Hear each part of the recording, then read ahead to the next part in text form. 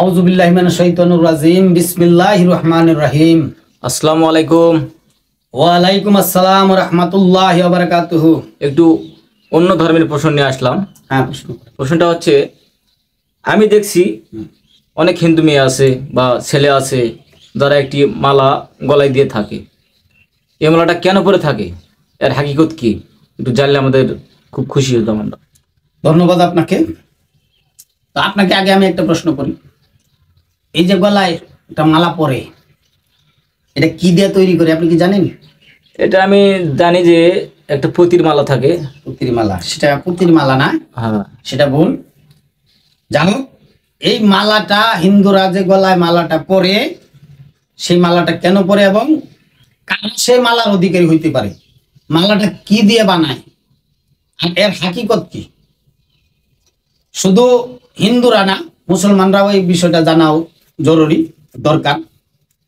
তো হিন্দু ভাইদেরকে বলবো, আপনারাও বিষয়টা শুনবেন, একটু জানবেন, বুঝবেন। কলকাতায় যারা দর্শক রয়েছেন, আমার ভিডিও দেখেন, তাদেরকে বলবো আপনারাও একটু শুনবেন। আর প্রশ্ন যেহেতু আপনি করেছেন, আমার তো উত্তর দিতেই হবে। এই মালাটা আসলে হচ্ছে, মালাটা তৈরি করা হয় তুলসী গাছ আছে না, তুলসী গাছের ডালটারে শুকায়া ওইটা দিয়ে তৈরি করা হয় তুলসী মালা। এটা তুলসী হিন্দুদের এটা পবিত্র। তবে মালাটা কেন পরানো হয়, এইটা হাকিকত কি? এইটা যখন যমরাজ আমাদের যে মুসলমানদের যে আত্মা মানে জান কবজ করে, সেটাকে কি বলে? আজরাইল। আর হিন্দুদের যা জান কবজ করে সেটাকে বলা হয় যমরাজ। এই যমরাজ আর শ্রীকৃষ্ণ একটা বাহাস তৈরি হয়েছে, একটা তর্কাতর্কি শুরু হয়েছে। এই তর্কাতর্কির মাঝে বলা হয়েছে, যখন কেউ কাউকে হারাতে পারে না, তখন যমরাজ বলেছে যে আমি বুকের মধ্যে পাড়া দিয়া চাপ দিয়ে ওর আত্মাটা বাইর করে নিয়ে আসবো। আর কৃষ্ণ বলেছে যে না, এটা তুমি পারবা না। যারা আমার নামের গুণ গান যাদের আছে, আমার নামে যারা মালা পরবে, যারা গুরু ধরবে, গুরু মন্ত্র নিবে, আমার নামে মন্ত্র নিবে, আর গুরু ধরার পরে এই মালাটা যে পরবে, তার গলায় তুমি পাড়া দিয়া নিঃশ্বাস বাইর করতে পারবা না, মালাটা যতক্ষণ তার গলায় আছে।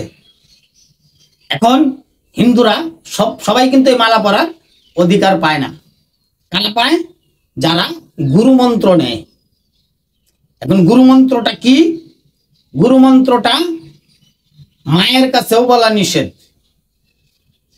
হিন্দুরা যখন গুরু ধরে আর গুরু যে মন্ত্রটা দেয়, সেই মন্ত্রটা মায়ের কাছে বলাও নিষেধ, কাউকে বলা যাবে না। তবে সেই মন্ত্রটা এমন একটা মন্ত্র যেটা হিন্দু শাস্ত্রে প্রকাশ পাইলে সে আর হিন্দু থাকবে না, সে মুসলমান হয়ে যাবে।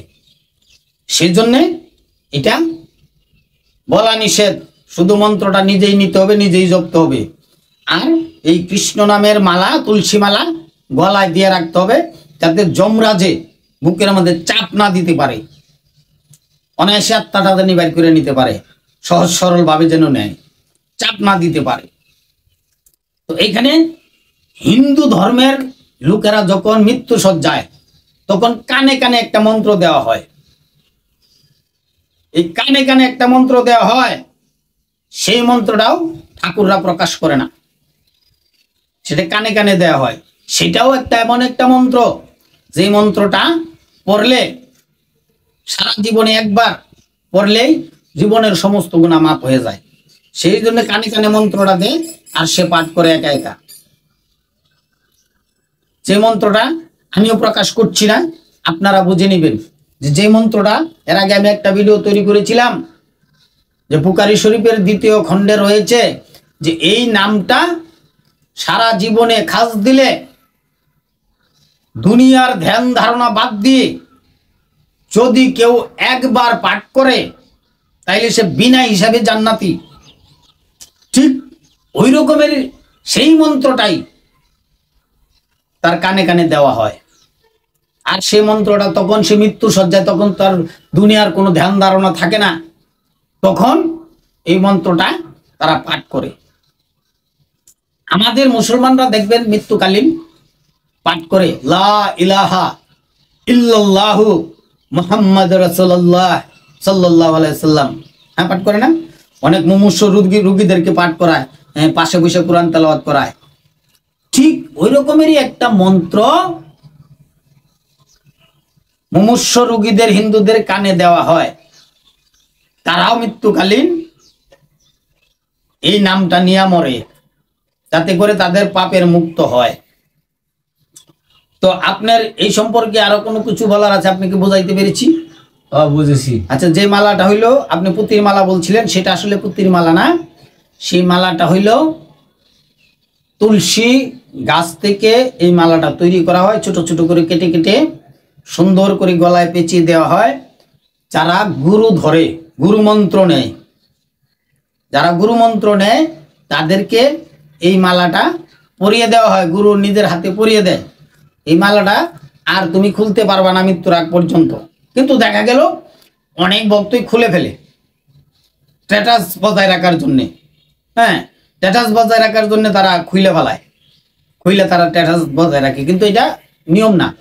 যারা গুরু মন্ত্র নিয়েছেন তারা গুরুর দেওয়া আদেশ কখনো নষ্ট করবেন না, কারণ গুরুর আদেশ মানলে লাভ, না মানলে হয় অভিশাপ। পরিশেষে আমি একটি কথা বলবো, হিন্দু, বৌদ্ধ, খ্রিস্টান এই চারটা জাতের প্রাধান্য বেশি। বিশ্বের মধ্যে প্রায় 100 জাতি লোক আছে। সমস্ত জাতির মানুষদেরকে আমি বলবো, মানুষ হইয়া মানুষের ক্ষতি করবেন না। যেমন ইহুদিরা মানুষের চরম ক্ষতি করে। ইহুদিদেরকে আমি বলবো, এই ইহুদি, একবার মরণের কথা ভাবো। তুমি যে অন্য মানুষকে মেরে ফেলতেছ, তোমাকে মরতে হবে, সেই কথাটা তুমি একবার ভাবো। কেন অযথা তুমি এই গাজার মানুষকে মারতেছ, ইসরায়েলি মানুষকে মারতেছ? এখনো সময় আছে, সবকিছু বাদ দিয়ে ভালো হও, ভালো হয়ে যাও। আপনাদেরকে আরেকটা কথা জানিয়ে রাখি, ওই ইহুদিরা কোন নবীর উম্মত, এটা যদি কেউ না জেনে থাকেন আজকে জেনে যান। ইহুদিরা ইয়াকুব নবীর সময়কালীন ইহুদি হয়েছে। তার মানে এই যে ইউসুফ আলাইহিস সালামের যে 10 ভাই ছিল, এই 10 ভাইয়ের যে বন্ধু বান্ধব, এই 10 ভাইয়ের বন্ধু বান্ধবরা কিন্তু ইহুদি। ওই ইহুদিরা এরা মুসলমানও না, কাফেরও না, সাফেরও না, কোনো কিছুই না। ওরা আসলে খুব খারাপ লোক। তো বিশ্বের সকল মুসলিম বা সকল জাতির কাছে আমার একটা অনুরোধ, আপনারা প্রত্যেক সৃষ্টিকর্তার কাছে, সৃষ্টিকর্তা একজন আল্লাহ, যারে মানেন তার কাছে মোনাজাত করুন, তার কাছে প্রার্থনা করুন, তার কাছে বলেন যে ইহুদিদেরকে যেন আল্লাহ হেদায়েত করে দেয়। তো আজকে আর বিশেষ কিছু বলবো না, আজ এ পর্যন্ত। আসসালামু আলাইকুম ওয়া রাহমাতুল্লাহি ওয়া বারাকাতুহু।